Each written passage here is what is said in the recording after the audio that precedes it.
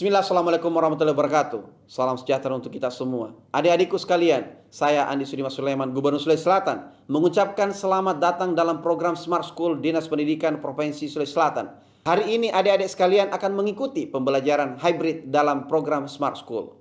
Aplikasi Smart School adalah sebuah pendekatan dengan tetap mengedepankan sebuah pendidikan dengan digital approaching untuk kemudian mengedepankan kualitas dan mutu pendidikan yang diterima siswa secara seragam di seluruh wilayah Sulawesi Selatan termasuk di pelosok-pelosok. Program ini bukan hanya memberikan kepada adik-adik sekalian pengalaman belajar yang baru, namun juga memberikan fasilitas kebutuhan dengan fitur bermanfaat seperti rekaman video pembelajaran yang dapat diulang, trik-trik penyelesaian soal, ujian-ujian serta sarana konsultasi pembelajaran dari guru-guru terbaik di Sulawesi Selatan. Sering-sering mengakses aplikasi Smart School melalui gawai yang adik-adik sekalian miliki di setiap kesempatan yang dimiliki.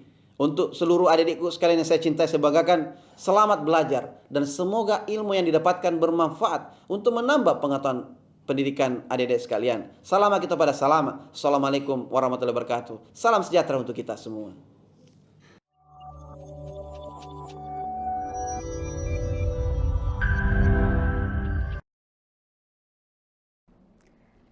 Assalamualaikum warahmatullahi wabarakatuh.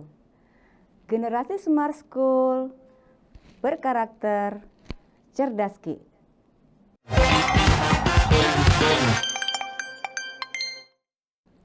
Apa kabar anak-anak? Bersama saya Siti Aryani dalam mata pelajaran Seni dan Budaya. Materi kita kali ini yaitu evaluasi rancangan pergelaran tari. Tapi sebelum kita masuk pada materi, anak-anakku perlu mengetahui kompetensi dasar yang terdapat pada materi evaluasi rancangan pergelaran tari. Adapun kompetensinya yaitu mengevaluasi rancangan karya tari dan mempergelarkan karya tari. Mempergelarkan karya tari ini nanti kita buat dalam bentuk sebuah pertunjukan. Nah, adapun pokok materi dan submateri kita kali ini yaitu evaluasi rancangan materi pergelaran tari. Kedua, membuat deskripsi karya tari. Ketiga, evaluasi tugas dan tanggung jawab setiap bidang. Tapi sebelum itu, anak-anakku perlu juga mengetahui tujuan pembelajaran pada materi ini. Yang pertama, mampu memahami cara membuat rancangan susunan materi pergelaran tari. Kedua, mampu mengetahui tahapan-tahapan atau prosedur dalam membuat pergelaran tari.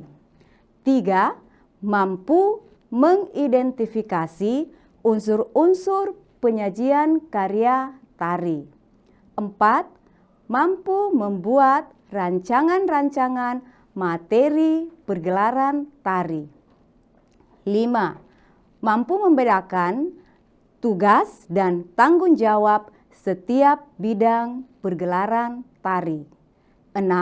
Mampu mendeskripsikan materi pergelaran tari berdasarkan kondisi, berdasarkan konsep, teknik, dan prosedur. Dan yang terakhir, 7. Mampu mempresentasikan karya tari dalam kegiatan pergelaran tari. Jadi ini kita bisa lakukan poin ke-7 dalam bentuk presentasi.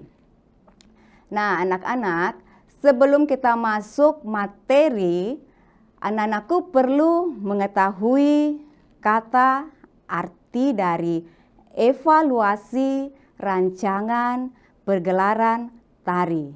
Tapi tentunya anak-anakku sudah memahami apa itu pergelaran dan kata tari karena kita sudah membahas beberapa waktu yang lalu. Kita lihat menurut Kamus Besar Bahasa Indonesia bahwa kata rancangan itu merupakan sesuatu yang sudah dirancang atau hasil merancang atau rencana, program, bahkan desain. Kemudian kata pergelaran itu masih merujuk pada sebuah pertunjukan tari. Dan kata tari ini menurut Kurschek, dia mengungkapkan bahwa tari itu merupakan sebuah ungkapan seseorang melalui gerak berirama ritmis yang memiliki nilai estetika atau keindahan. Atau kita bisa mengatakan bahwa tari itu merupakan sebuah ekspresi jiwa manusia yang dituangkan lewat sebuah gerak yang ritmis dan indah.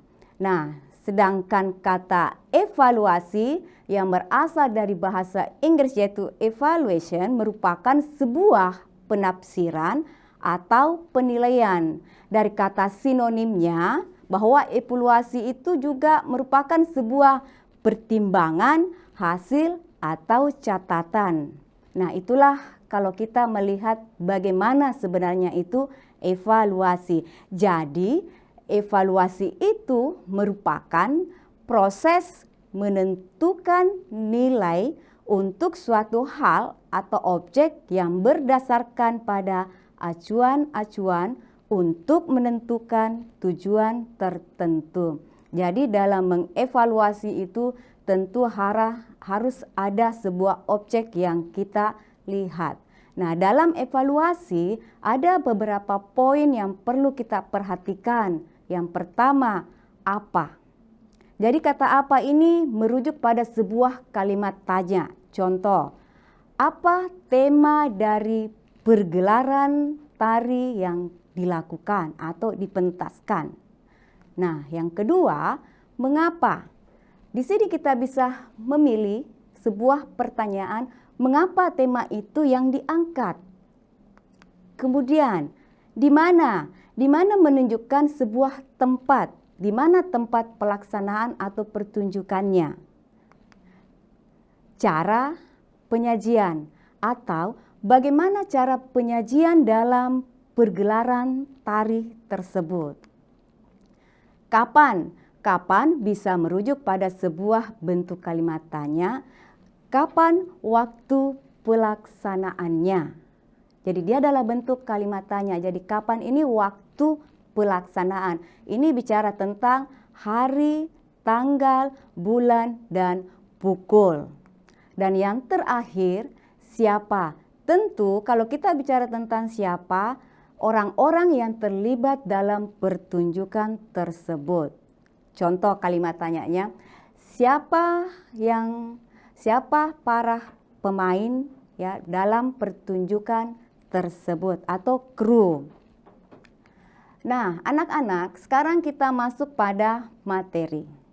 Evaluasi rancangan materi pergelaran tari. Jadi, dari kata evaluasi ini kemudian kita bisa melihat bagaimana sebenarnya pergelaran tari dalam pertunjukan itu. Dan ada yang harus kita susun dalam artian penyusunan materi dalam karya tersebut. Setelah kita menyusun, tentu tidak semuanya kita ambil, tetapi kita harus menyeleksi setiap opsi, menyeleksi dan menyusun materinya. Sehingga jika materi dalam pergelaran tersebut bagus, karena kita menghindari yang namanya monoton. Kita tahu bahwa kalau menunjukkan sebuah pertunjukan kemudian monoton, hasilnya kan tidak terlalu bagus atau tidak efektif. Sama halnya kalau kita berpidato dengan cara yang monoton, itu akan membuat para penonton atau yang menikmati merasa ada yang kurang senang dengan bentuk ekspresi walaupun mereka tanpa berbicara. Nah, dari menyeleksi dan menyusun materi ini tentu kita harus ada pertimbangan, di mana kita mempertimbangkan kualitas dan kuantitas dari kegiatan tersebut. Jadi kualitas dan kuantitas dari penyajiannya. Bicara tentang kualitas di sini tentunya berkaitan dengan tingkat keunikan dan daya tarik nilai seni yang dimunculkan berdasarkan karya tari. Keunikan itu bisa kita lihat dari bentuk gerak tari yang dipertunjukkan. Kemudian kuantitas. Kuantitas di sini berkaitan dengan diamati dari jenis penyajian yang dibawakannya. Bicara tentang penyajian berkaitan dengan penyajian tari apakah dalam bentuk tari tunggal, duet, atau kelompok. Dan bukan hanya itu, dalam kuantitas ini kita juga bisa melihat properti yang digunakan. Apakah langsung properti itu berada di atas panggung atau tidak. Dalam aspek penyajian menyusun materi pergelaran tari ada 6 poin yang perlu kita perhatikan. Di sini adanya pertama jumlah pemain atau penari. Kemudian yang kedua penggunaan properti tari. Ketiga penyajian gerak secara keseluruhan. 4 jenis penyajian, 5 unsur musik pengiring, dan 6 rias dan busana. Tentunya ini bisa dijadikan sebagai acuan dalam menyelesaikan materi. Bicara tentang penyajian, jenis penyajian dalam sebuah tari itu, tadi Ibu jelaskan, penyajiannya itu bisa saja berdasarkan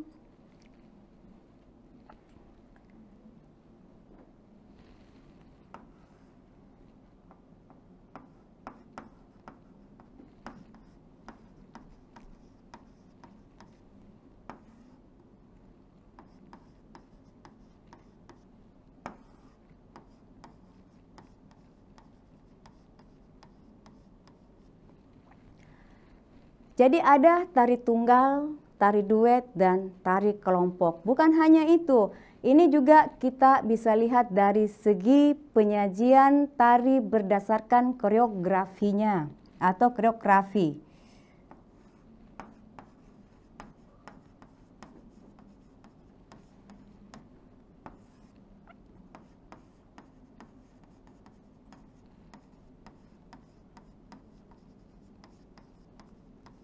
Nah, berdasarkan koreografi dan daerah setempat.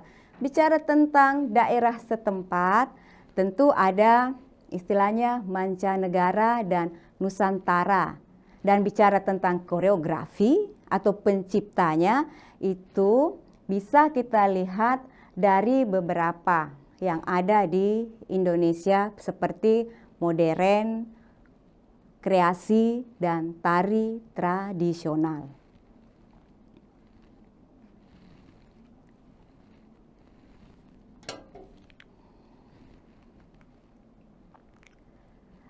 Nah, seperti yang terdapat pada gambar, anak-anakku bisa lihat bagaimana bentuk materi pergelarannya. Dan ini bisa kita lihat dari ke-6, di mana menggunakan pemain atau penari 3 orang. Kemudian properti yang digunakan adalah panah. Kemudian kostumnya jelas sudah mencerminkan bahwa itu berasal dari Jawa, ya. Karena kostum itu juga menjadi ciri khas dari setiap daerah. Jadi kita hanya bisa melihat dengan kostum, kita sudah bisa mengetahui asal daerah kostum tersebut. Nah, sekarang kita lihat satu contoh tari kelompok. Salah satunya adalah tari saman yang berasal dari Aceh. Kemudian tari berpasangan atau tarian yang hanya terdiri dari 2 orang, ya. Namanya saja berpasangan, dan ini bisa dilakukan kalau dalam gambar kita bisa melihat perempuan dan laki-laki, tapi ini bisa dilakukan antara perempuan dengan perempuan atau laki-laki dengan laki-laki. Jadi tari berpasangan biasa juga disebut sebagai tari duet. Kemudian tari tunggal. Ya jelas, kalau tari tunggal berarti bicara secara individu atau person. Ya, jadi tari yang dilakukan oleh hanya satu orang saja. Tentu kalau bicara tari tunggal, ini penguasaan panggung atau stage itu kita harus lebih baik lagi. Ya, ini salah satu contoh tari tunggal, tari jaipong yang berasal dari Jawa Barat, yang tepatnya Kabupaten Kerawang. Tentu tari jaipong juga itu sudah terkenal di masyarakat yang ada di Indonesia. Tari massal. Tari massal berarti tari yang melibatkan orang banyak. Dan tarian ini biasanya dilakukan pada acara-acara tertentu. Apakah sebuah pembukaan atau penutupan acara besar. Seperti contoh ya, Ibu sebutkan SEA Games. Nah biasanya sebelum melakukan pertandingan tentu ada pembukaan. Nah di sini biasa ditampilkan adalah tarian massal atau kolosal. Dan setelah kegiatan selesai, kemudian muncul lagi penutupan, ya, dimunculkan kembali tarian massal. Karena apa? Tarian massal itu dalam bentuk proses pembuatannya, gerakannya sederhana karena dilakukan oleh orang banyak. Yang dituntut adalah kebersamaan dalam menarikan tarian tersebut. Anak-anak, sekarang kita lihat bagaimana penyajian berdasarkan koreografinya. Tari tradisional. Ya. Jadi, tari tradisional itu merupakan tari yang berasal dari masyarakat suatu daerah yang sudah turun-temurun dan telah menjadi budaya masyarakat setempat. Ya, jadi ini salah satu contoh tari yang berasal dari Jawa.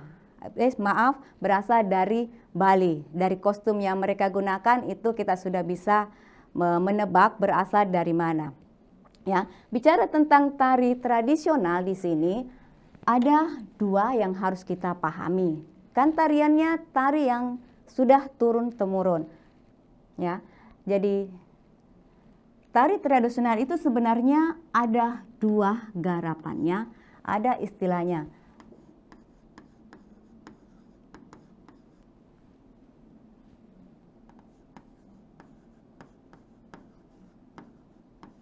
Ya. Jadi ada istilahnya tari klasik dan tari rakyat. Ya.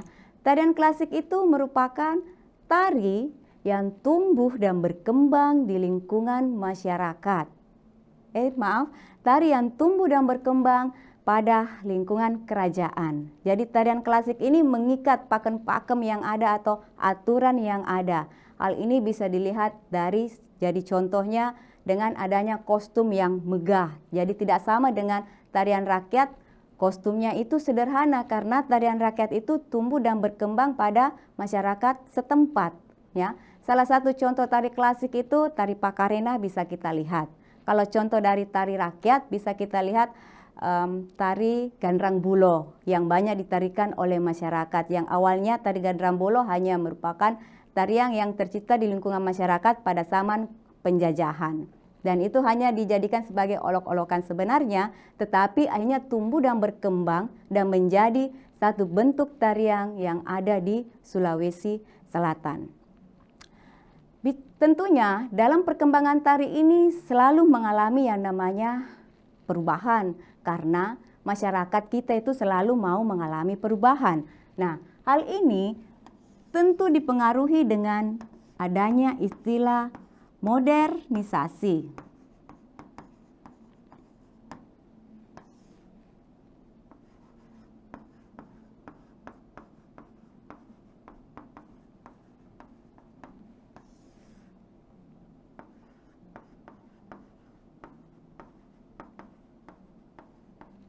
Inilah yang selalu mempengaruhi setiap pengetahuan yang ada di dunia. Globalisasi, modernisasi, dan westernisasi. Begitu juga dengan perkembangan seni yang ada di Indonesia. Ya, modernisasi selalu mempengaruhi. Karena apa? Kita selalu membuat sesuatu yang lebih baik, yang lebih unik. Akhirnya inilah yang menjadi sebuah perubahan di dalam membuat sebuah karya seni. Contoh, dengan adanya berbagai macam tarian yang ada, tentu mengadopsi atau melihat dari luar, karena modernisasi dalam artian meninggalkan yang tradisional menuju yang modern. Hal ini bisa kita lihat dengan adanya penggunaan berbagai media, salah satu HP misalnya. Kita bisa melihat melalui HP dengan adanya westernisasi, ya. West istilahnya dari barat, jadi pengaruh dari barat yang kita adopsi. Kemudian global, istilahnya secara menyeluruh. Jadi kita melihat dengan berbagai melalui internet. Jadi kita bisa mengetahui bagaimana perkembangan budaya atau budaya dari luar atau dari mancanegara. Nah, itulah pengaruhnya. Dari situ kemudian kita melihat, oh seperti ini kalau kita mau membuat sebuah karya.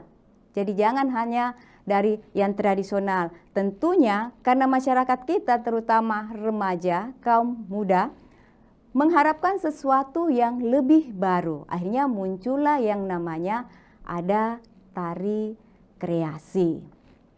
Jadi anak-anakku nanti bisa melihat satu bentuk pertunjukan atau satu bentuk video, ya.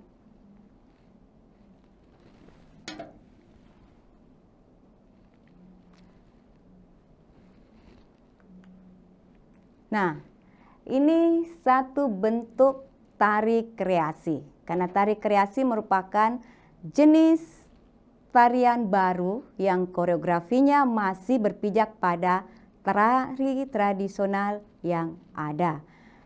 Tari kreasi salah satu contoh ya tarian merak seperti yang terdapat pada layar anak-anakku, dan gambar yang kedua itu merupakan break dance. Karena tari kreasi itu ada juga dua, ya. Ada istilahnya tari kreasi yang berpolakan tradisi dan ada tari kreasi yang berpolakan non tradisi. Dan non tradisi inilah diibaratkan sama dengan tarian modern. Jadi bukan hanya itu, bukan hanya dalam break dance, tetapi tarian yang merupakan kalau ada sebuah lagu kemudian ada penari latarnya. Nah, itu salah satu bentuk tarian kreasi yang berpolakan non tradisi. Ya, jadi ada hip hop, ada samba. Nah, itu salah satu bentuk tari kreasi. Salah satu bentuk tari kreasi yang ada di Sulawesi Selatan itu yang terkenal yaitu tarian empat etnis. Ada tari Wonderland. Nanti Ibu pertunjukkan bagaimana bentuk tariannya. Tapi saya rasa anak-anakku sudah banyak yang mengetahui tarian tersebut. Nah, kemudian tari kontemporer. Nah, tari yang terpengaruh oleh dampak dari modernisasi dan memiliki sifat bebas. Cirinya, pola gerakan lebih kepada kebebasan. Tidak memiliki keterikatan terhadap aturan yang ada, bersifat aktual atau sesuai dengan tren atau zaman sekarang. Salah satu contoh tari cakrina. Jadi kalau kita lihat contoh yang ada di layar, anak-anakku bisa melihat dari kostum yang digunakan. Kemudian gerakannya lebih bebas dan tidak terikat dengan yang namanya tradisi. Jadi tidak ada pakem-pakem yang mengikat dalam pembuatannya. Musiknya juga ada perubahan, ya. Kebanyakan menggunakan musik yang modern. Nah, sekarang anak-anakku bisa lihat bagaimana sebenarnya tari itu berdasarkan daerah. Jadi ada tari daerah setempat. Tarian ini merupakan tarian yang berasal dari daerah itu sendiri, yang mayoritas mereka di mana keunikan dan gaya khas itu tidak dimiliki oleh daerah lain, ya, dengan melampaui waktu yang lama. Jadi memiliki cirinya tersendiri, karena setiap daerah dalam membuat sebuah tarian tentu ada ciri khas atau teknik tersendiri terhadap tarian tersebut atau terhadap daerah tersebut. Contoh, kita saja Sulawesi Selatan, ada 3 suku, yang awalnya 4 dan sekarang tinggal 3, yaitu suku Bugis, Makassar, dan Toraja. Bugis dan Makassar memiliki teknik yang sama, ya. Ada istilahnya pucuknya. Kemudian Toraja memiliki teknik tersendiri. Jadi dia tidak menggunakan sentuhan. Kalau Bugis Makassar menggunakan sentuhan antara ibu jari dan jari tengah. Kalau Toraja hanya menggunakan bagian pergelangan, jadi tidak ada sentuhan. Nah, itu salah satu bentuk. Jadi bagaimana kalau kita melihat secara seluruh Indonesia atau Nusantara, tentu memiliki tekniknya yang berbeda. Contoh lagi, Bali misalnya. Ciri khas yang paling melekat pada Provinsi Bali adalah lirikan mata pada saat menarikan tariannya. Nah, itulah yang dimaksud memiliki gaya khas tersendiri. Kemudian tari Nusantara merupakan tari-tarian yang tumbuh dan terus berkembang sesuai kelompok masyarakat penduduknya. Jadi tarian ini artinya yang ada di Indonesia, ya. Salah satu contoh ya tarian Saman, itu merupakan tarian Nusantara. Tarian pendek, tari apalagi tari Pakarena. Nah, itu salah satu contoh tari Nusantara. Jadi setiap daerah memiliki tariannya, ya, digabung menjadi se-Indonesia, akhirnya menjadi tarian Nusantara. Tapi ada juga yang membuat tarian, ya, di mana satu tarian itu terdiri dari berbagai daerah yang ada di Indonesia. Kemudian tari mancanegara. Tari mancanegara ini merupakan tari yang berada di luar Indonesia. Contoh tari mancanegara itu ada tari balet. Nah, ini salah satu contoh tari Nusantara yang berasal dari Sumatera, ya. Kalau kita lihat dari tekniknya atau cirinya, itu merupakan satu bentuk tari tortor yang terkenal yang ada di Sumatera Utara. Kriteria evaluasi rancangan tari. Jadi dalam pembuatannya itu ada istilahnya wirasa, wirama, wiraga, dan wirupa. Kita lihat satu persatu. Wirasa. Tentu kalau kita bicara tentang wirasa, berkenaan dengan yang namanya ekspresi atau penjiwaan dalam melakukan sebuah tarian. Jadi kita isi tarian itu dengan ekspresi kita. Makanya kita perlu memahami dulu tujuan atau maksud dari tarian tersebut. Kemudian kita berikan rasa atau jiwai tariannya. Karena apa? Memberikan sebuah pertunjukan tentu kita mengharapkan yang lebih baik. Bagaimana seorang penonton bisa terkesima setelah kita melakukan sebuah pertunjukan.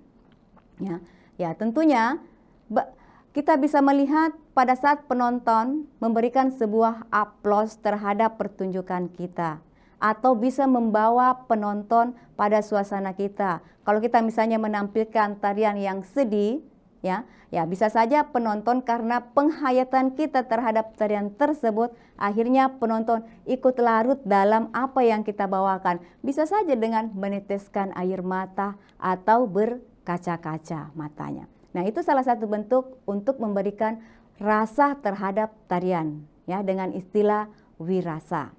Kemudian wirama merupakan perpaduan antara gerak dan musik. Jadi ada kesesuaian antara irama dengan musik, ya. Tentunya ada ketukan-ketukan di dalam musik tersebut jika kita ingin melakukan beberapa bentuk gerakannya. Jadi ketukan itu tentu merupakan suatu kode perpindahan antara gerak satu dengan gerak berikutnya. Contoh, dalam tari Patenung misalnya, pada saat menarik walida di situ ada ketukannya. Sangat jelas ketukannya bahwa ketukan ini berarti gerakannya adalah gerak menarik walida meskipun hanya dalam bentuk simbol. Sedangkan Wiraga di sini bicara tentang tenaga atau kekuatan yang kita berikan pada tarian tersebut. Tenaga itu apakah dalam bentuk lemah, lembut, atau kuat. Ya, kita bisa melihatnya dalam tarian patenung misalnya pada saat menarik walidat tentu ada tenaga di situ supaya ada aksen dalam gerakan yang kita lakukan. Kemudian yang terakhir adalah wirupa. Ini bicara tentang kostum, tata rias, bahkan properti yang digunakan dalam tarian tersebut. Karena apa? Wirupa ini akan memberikan sebuah nuansa yang baru jika kita memakai sebuah kostum yang sesuai dengan daerah. Jadi menyesuaikan antara tarian dengan kostumnya. Jangan sampai salah kostum, tariannya yang mau ditampilkan adalah tari Toraja misalnya, kemudian kita memakai kostum baju bodoh. Jadi harus kita sinkronkan, harus kita melihat kondisinya. Tari apa yang mau kita tampilkan. Nah, anak-anak, seperti yang Ibu tadi katakan bahwa kita nanti akan melihat atau membandingkan bagaimana sebenarnya evaluasi dalam sebuah pertunjukan tari. Ini kita bisa lihat dari tari kreasi yang sudah terkenal, ya, yaitu tari Wonderland Indonesia. Yuk kita menyimak bersama-sama.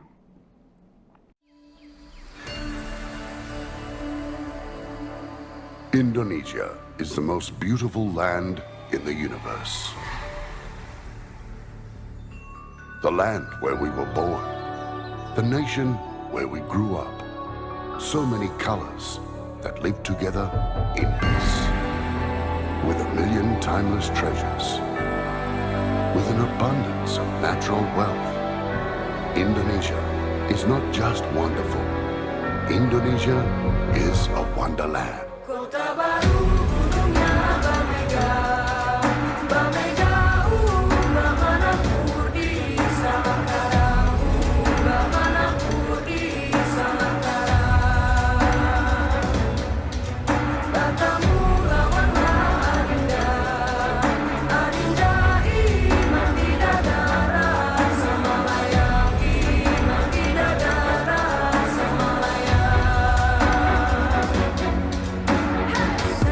Sayang si patokaan makai go gorokan sayang si patokaan makai go gorokan sayang sajojo you madam komi sabapare samuna keke samuna keke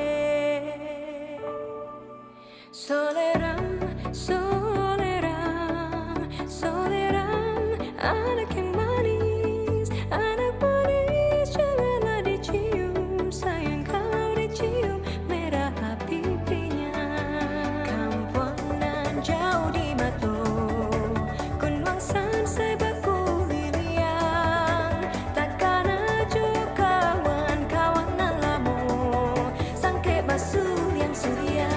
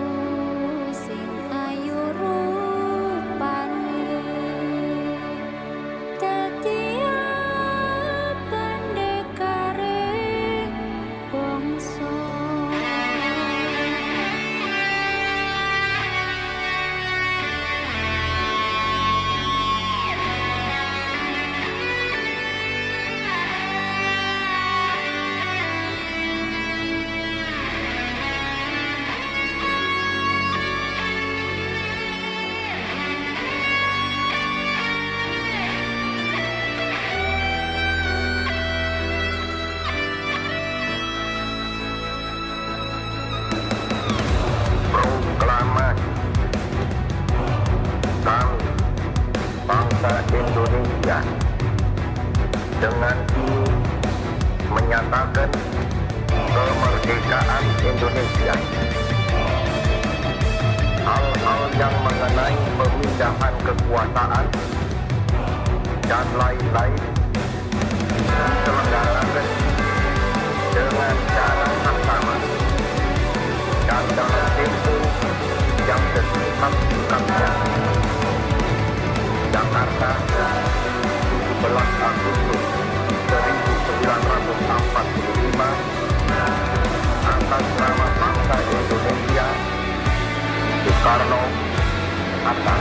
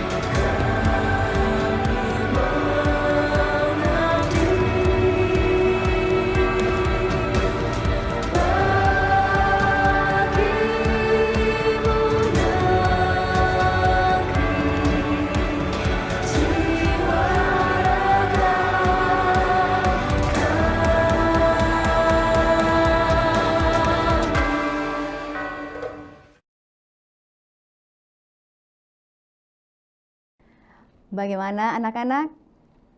Tentu tariannya menginspirasi kita karena tari Wonderland ini bercerita tentang suku-suku yang ada di Indonesia dengan berbagai budaya, bahasa, ya. Jadi dari Sabang sampai Merauke. Nah, sekarang kita lanjut pada poin B, membuat deskripsi karya tari. Jadi deskripsi itu berasal dari bahasa Latin yaitu describe yang merupakan sebuah pemaparan atau memaparkan, menguraikan atau melukiskan. Jadi dalam kegiatan ini tentunya ada catatan-catatan yang kita buat dari karya tersebut. Ya. Sehingga dalam kegiatan mendeskripsikan karya tari merupakan salah satu bentuk kegiatan menghargai karya tari yang paling sederhana dan tidak akan memakan biaya yang relatif besar karena hanya dalam bentuk pemikiran saja. Ya, makanya tidak membutuhkan biaya. Tidak sama dalam proses pembuatan sebuah karya tari itu sangat membutuhkan yang namanya biaya. Bukan hanya itu, waktu, tenaga, energi kita dan pemikiran bagaimana caranya supaya bisa menjadi sebuah karya yang baik, yang bisa masyarakat nikmati. Nah, itulah bagaimana sebenarnya membuat deskripsi karya tari. Hal yang perlu dideskripsikan dari karya tari ada yang utama dan hanya ada sebagai pelengkap. Yang utama itu bisa kita lihat dari masalah gerak, busana dan rias, serta musik iringan. Jadi inilah yang utama atau yang paling penting dalam sebuah karya tari. Dan ini yang harus kita pikirkan matang-matang. Bagaimana nanti gerakannya, kemudian busananya, tata riasnya seperti apa, kemudian musiknya harus bagaimana, alat musik apa yang harus kita gunakan. Nah, makanya dikategorikan sebagai utama. Ya. Nah, kemudian yang hanya sebagai pelengkap itu terdiri dari tata pencahayaan, tata panggung, tata dekorasi, dan tata pengeras suara. Makanya dikategorikan sebagai pelengkap karena dalam sebuah pertunjukan atau membuat sebuah karya tari cukup yang poin 3 itu. Hanya tata rias tidak semuanya bisa kita dalam pementasan itu menggunakan tata cahaya atau lighting. Contohnya saja kalau kita melakukan sebuah pertunjukan pada waktu siang, kemudian tempat yang digunakan adalah atau panggungnya hanya arena, ya bisa saja kita tidak menggunakan pencahayaan, ya. Panggung juga tidak perlu bilang harus panggungnya yang megah atau mewah. Yang penting ada batasan, ingat pengertian panggung bahwa ada batasan antara pemain dengan penonton. Sedangkan dekorasi hanya pelengkap supaya lebih kelihatan bagus atau memiliki nilai estetika pada panggung tersebut. Ya. Nah, kemudian tujuan dari pendeskripsian karya tari itu tentunya berdampak pada koreografinya. Karena apa? Untuk membantu seorang koreografer, ya, dalam mengingat materi yang telah dibuatnya. Karena kita sebagai manusia biasa tidak luput dari yang namanya kata lupa, ya. Jadi kadang kita melupakan apa yang pernah kita buat terhadap karya tersebut. Makanya perlu adanya sebuah catatan, ya, catatan untuk mengingatkan kita kembali. Ya, karya kita yang 10 tahun bisa saja masih ada dan kita ingat karena adanya bantuan dari sebuah catatan atau pendeskripsian sebuah karya tari.